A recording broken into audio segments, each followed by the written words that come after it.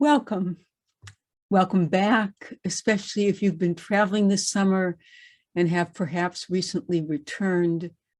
Whether you have or will travel or are just staying home, I hope you are able to find some moments of summer enjoyment outside in the warmth, sun, and under the gloriously blue sky we have been experiencing. As we are hurtling now into August, I find myself exulting in the long hours of sunlight.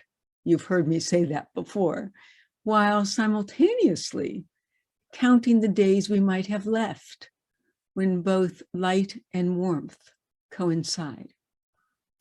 That, of course, is a distinctly non-meditative kind of thing to do. The first part is what we are practicing, to be present in any given moment and to enjoy or experience that moment to its fullest. The sun, the warmth, the blue sky. As soon as I do that, however, my mind jumps to anticipating when I won't be able to enjoy the warmth and light, thus undermining the moment I was just enjoying and removing me from that moment in all of its fullness, in my anxious anticipation of its inevitable absence. To illustrate further how counterproductive this all is, I know that when the days start to shorten and the weather turns a bit colder, the autumn will feel quite right and will have its own gifts to appreciate and hopefully not to undermine in anticipation of the winter. So let us pause right here, right now, to breathe in this moment, to practice this opportunity of staying in and with the present and only the present. As I was reminded last week, our minds will wander. No matter how hard we try to stay focused, they will wander. That is why this is a practice. It's not a perfect. And sometimes it will feel as if we are any place but right here, that our minds just cannot settle. They cannot focus. That is the time to stay with it, gently, non-judgmentally, to continue to breathe, to continue to try to bring our awareness back to the breath, and to know that whatever happens, it is enough just to breathe in and out. So let us find the posture that will be most comfortable and conducive for us, that we may have experimented with before and found to be the best posture for us. Let us sit attentively, but not anxiously, not stressfully, hopefully. Let us place our hands gently in our laps, perhaps to open them upwards so that we are not grasping onto anything. We can close our eyes or gently refocus them, softly refocus them on something indeterminate in front of us. And then let us do an exploration. Let us find those places that need to be released, that want to be released. And we could start from the tips of our toes, I suppose. Somehow it seems more helpful to start from the top, the tops of our heads, the crowns of our heads, and our foreheads, our wrinkled brows. Let's see if we can release those. Our jaws, can we unclench them? Even allow them to hang open, kind of slack. our cheekbones, our smile muscles. Perhaps we can let those rest for the next few minutes. No one's looking at us. We don't have to be smiling. And just because we're not smiling on the outside doesn't mean we're not smiling on the inside. Or just being neutral, just being neutral. There's so many smaller muscles in our faces that we can release, that we can soften. Our ears,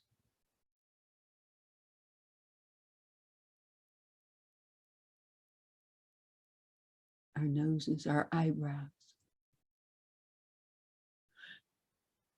And then let us move downwards, our necks. Oh, that takes so much abuse. And we can twirl them around a bit. Gently, slowly. Let's enjoy those creaks and complaints. I'm assuming everybody has them, but if you don't, you're very lucky. And our shoulders, we can lift them up to our ears and squeeze them tight, and then just let them drop. And I think they drop a little bit further than from where they started. Our arms, our elbows, our forearms, our hands. Oh my goodness, our hands do so much in any given day. We could wiggle our fingers. We could twirl our wrists a little bit. And let's put them again into our laps. And follow our necks now down past our shoulders into our digestive tracts. Release our lungs in a way, although we will be filling them momentarily. Let us release our tummies that hold on to so much. And move from there to our waists. Maybe we move our torsos back and forth a bit, our hips back and forth a bit, even in our chairs. And I think we can kind of wave the tops of our legs and our knees and our calves, and even if we wish, support ourselves to twirl our ankles and wiggle our toes and dig our toes into the sand, even if it's your shoes or the carpet, maybe if you're sitting on one, or feeling the floor beneath your feet. And let's take that breath differently than any other breath. Oh, it feels so good. But think about it as it goes in. This is what every single breath does all day long and all night long. It comes in. It does not necessarily fill up the space to such an extent. It's very healthy to do so from time to time. Most of us breathe fairly shallowly most of the day. This is a deep breath, trying to fill all the spaces we've just released,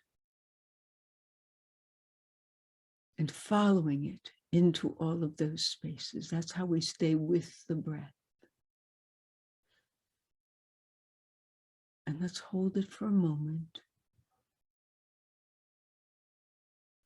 You can take an additional catch breath into it,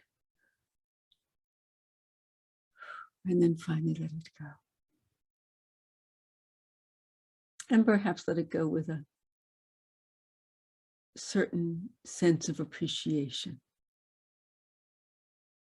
And we can rest with the exhale until we have to take in another breath.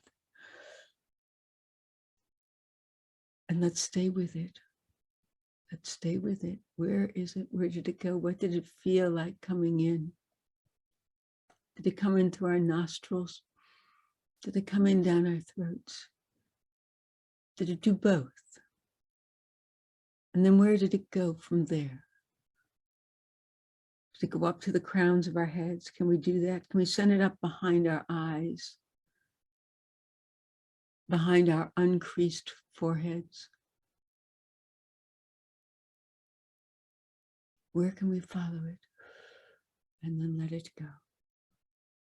And perhaps take another one to continue to follow it. We only have so much time with any given breath. I cheat as I talk to you. Keep taking additional ones. But you should pursue your own rhythm of in and out. And that's one of the things you might want to pay attention to. How quickly does it go? Do you start out at one pace? Do you move into a different pace?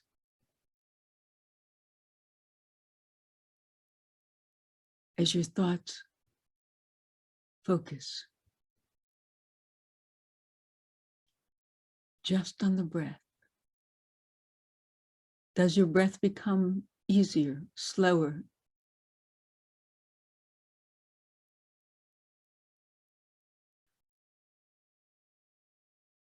Is there a pattern? Perhaps there's not.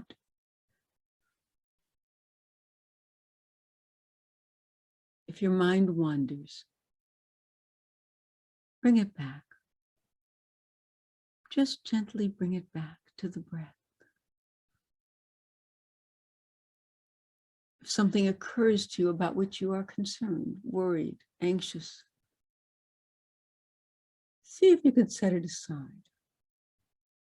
It will be there when you're finished with this. It will come back to you if it's serious. And if you can let it go before you go back to it, you may be able to see whatever the issue is with greater clarity.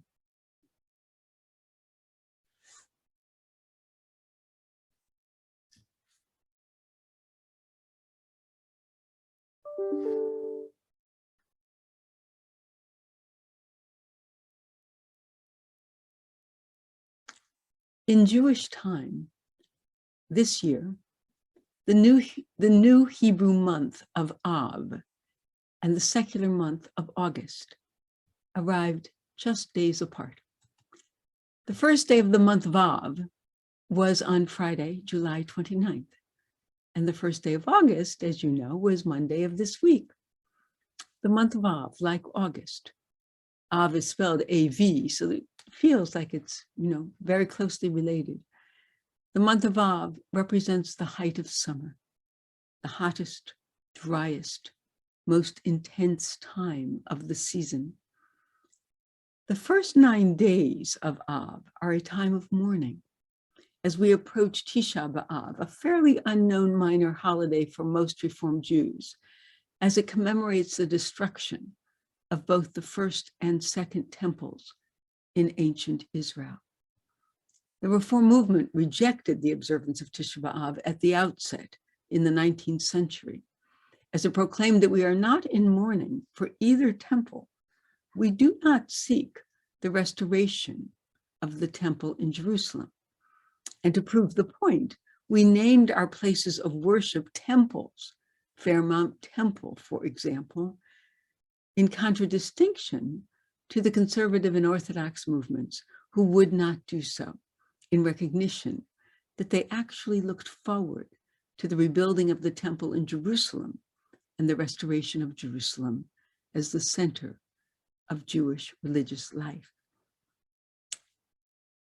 The Reform movement was content with having Jewry in the diaspora, spread throughout the world. In fact, in its inception, it was anti-Zionist as opposed to pro-Zionist, but it has evolved over time. And in fact, the Reform movement has relented in terms of observance of Tisha B'Av. Although it is not necessarily a time of fasting and mourning as it is among our more observant co-religionists, we do observe it as a time of memory and of recognition that our history encompasses many instances of terror and victimization, the Holocaust being the most heinous, but by no means the only one. The first 9 months of the month of Av constitute the saddest time in the Jewish year.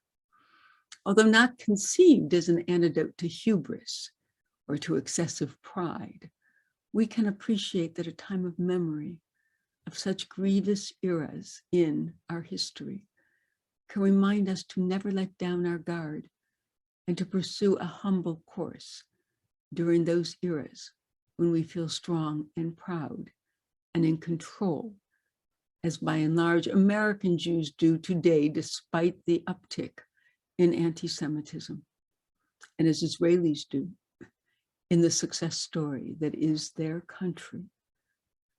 Memory in Jewish life is a religious obligation, a commandment, and it is a powerful and meaningful obligation that touches us and benefits us in numerous ways.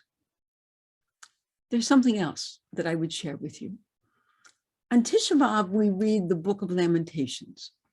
It begins as follows, with a depiction of the ruined city of Jerusalem as a grieving widow.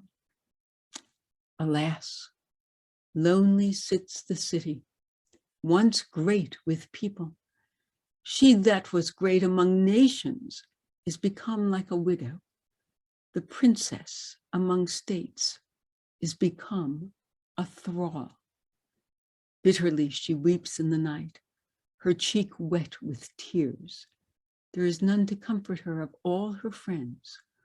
All her allies have betrayed her, they have become her foes. Jerusalem has greatly sinned, therefore she has become a mockery, and she can only sigh and shrink back. Zion's roads are in mourning. All her gates are deserted. She is utterly disconsolate. All the precious things she had in the days of old, Jerusalem recalled in her days of woe and sorrow, when her people fell by enemy hands with none to help her, when enemies looked on and gloated over her downfall. She is lonely and desolate. She is a widow, a thrall. She weeps bitterly. Her cheeks are wet. Her roads are in mourning, her gates deserted. So many tactile, physical, material images. She is utterly alone. There is no one to comfort her. Her people fell. Her enemies looked and gloated. Coinciding with the arrival of Tisha B'Av this week is the beginning of a new book of the Torah, that of Devarim, or in English, Deuteronomy. The translation of the Hebrew word, however, Devarim, is words. Ele Devarim, these are the words that Moses spoke to all of the people of Israel. We are a faith tradition that relies upon words. God speaks the world into being. We are commanded to speak of the commandments on our way, to teach them to our children.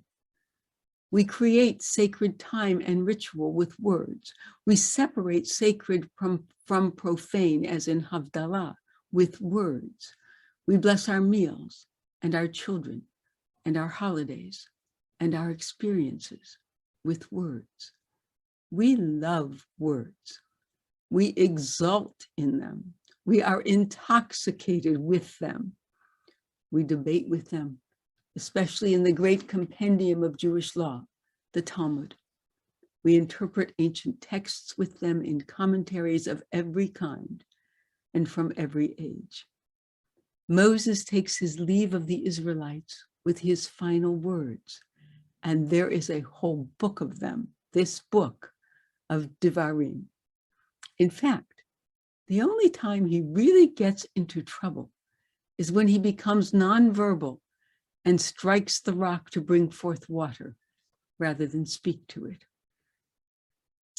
I recently had the opportunity to converse with a psychologist about the embodied nature of our feelings and, in a strange way, of our psyches.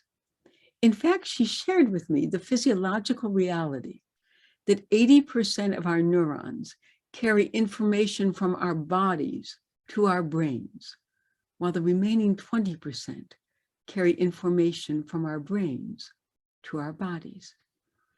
I don't pretend to understand this phenomenon or even to have it exactly right. I'm not using the terminology properly, but I find tantalizing the imbalance in the transmission of information in our bodies. It is as if the science is saying, you have a great deal of information coming to you from your bodies that you may not be accessing. The psychologist would be saying, from a psychological point of view, that the body holds realities and secrets that we may not be able to access with our rational faculties alone. She shared with me an example of a patient of hers who was just not making much progress until the therapist asked her questions about her earliest years and saw a physical response. Working with that response, it was as if they had begun therapy fresh. This is all a fairly convoluted way of saying that because our tradition relies so heavily on words, our people are profoundly surprised that we have such a strong meditative, nonverbal strain in Jewish life. It has existed from the beginning, but we are indebted to the Hasidic movement, I believe, for bringing it into the mainstream. We have only to think of Reb Nachman of Bratslav, who would go out into the woods to commune with God and God's creation. The rabbis would instruct us to meditate for an hour before we even attempted to pray. Every single Jewish prayer service has time for a quiet, non-verbal reflection. Even a prayer like the Kaddish is important not so much for the words, which repeat over and over again, but for the mantra-like impact of the words that create a kind of calm and reflection. Most of our ritual actions are physical, are sensory. We bless the bread. We smell its aroma, we taste it, drink the wine. We light the candles. We eat matzah, maror, charoset. We wave the lulav. We sit in the sukkah. Judaism is brilliant in the way it makes physical the values it is trying to impart. This also reminds me of our preparation for meditation, when we try to release or soften all of those physical places that hold on to so much feeling, anxiety, fear, love, concern, compassion. We're holding on for dear life, it feels to me sometimes. There is a great deal that is difficult to express in language, but it is there nevertheless, most often expressing itself in our bodies in ways we do not recognize. But they are there and we feel them. I believe there is a great deal to learn and to discover in our nonverbal selves. I also believe that our moments of meditation and reflection can be a gateway into those unexplored places. I had a spiritual instructor who once told me, listen to your body. It doesn't lie. The mind can rationalize and theorize and excuse, and adjust its perceptions.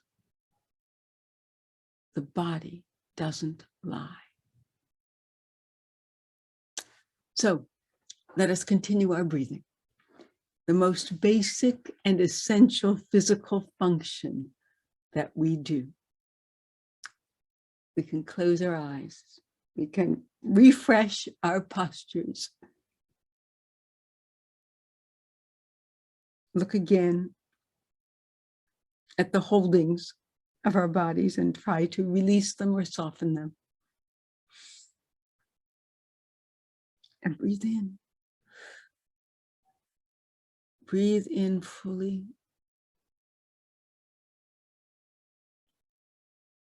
Healingly. With a sense of pleasure, a sense of pleasure that our breath can do this. It can fill us up, and it does so with life. Every breath is life. Every single breath, which is part of why we can say it as part of our prayers. God renews creation every day. We renew our lives with every single breath.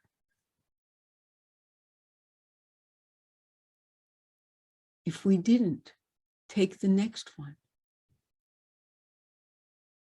that would be the end. It makes me think of the condition known as sleep apnea. The worry with sleep apnea, as I understand it, is that the individual will not take the next breath. There's something about it that the sleeping person stops breathing for a moment at a time. And then somehow there is a reflexive mechanism, but there is always the possibility that the person may not take the next breath. And that's why there are machines and all kinds of things to work with it. But let us take that breath with such appreciation and ease and comfort,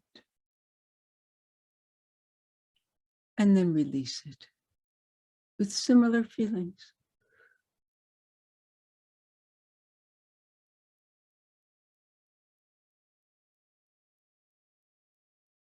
You may fall asleep. That's normal. Your mind may wander. That's normal. You may spend the entire time wondering, what am I doing? That's normal. Just keep coming back to the breath. Enjoy its entrance into your body. Enjoy its path internally, wherever you might imagine it is going. Enjoy its release.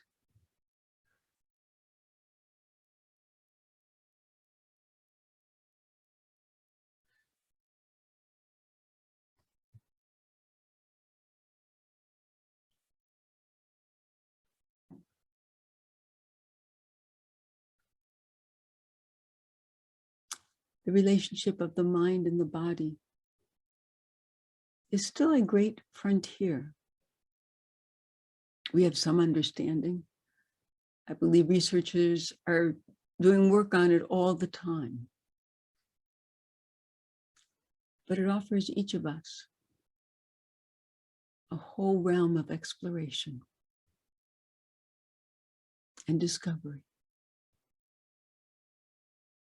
By way of conclusion, and hopefully inspiration for the coming week, I would first of all encourage you to stop and to breathe at any moment, even for 2 minutes. And you may continue at this moment also. But I would share with you this poem by one of my favorites, John O'Donohue. And I may have shared it with you some time ago, once before. A blessing for one who is exhausted. When the rhythm of the heart becomes hectic, time takes on the strain until it breaks. Then all the unattended stress falls in on the mind like an endless, increasing weight. The light in the mind becomes dim. Things you could take in your stride before now become laborsome events of will. Weariness invades your spirit. Gravity begins falling inside you, dragging down every bone. The tide you never valued has gone out, and you are marooned on unsure ground. Something within you has closed down, and you cannot push yourself back to life. You have been forced to enter empty time. The desire that drove you has relinquished. There is nothing else to do now but rest and patiently learn to receive the self you have forsaken for the race of days. At first, your thinking will darken and sadness take over like listless weather. The flow of unwept tears will frighten you. You have traveled too fast over false ground. Now your soul has come to take you back. Take refuge in your senses. Open up to all the small miracles you rushed through. Become inclined to watch the way of rain when it falls slow and free. Imitate the habit of twilight, taking time to open the well of color that fostered the brightness of day. Draw alongside the silence of stone until its calmness can claim you. Be excessively gentle with yourself. Stay clear of those vexed in spirit. Learn to linger around someone of ease who feels they have all the time in the world. Gradually, you will return to yourself, having learned a new respect for your heart and the joy that dwells far within slow time.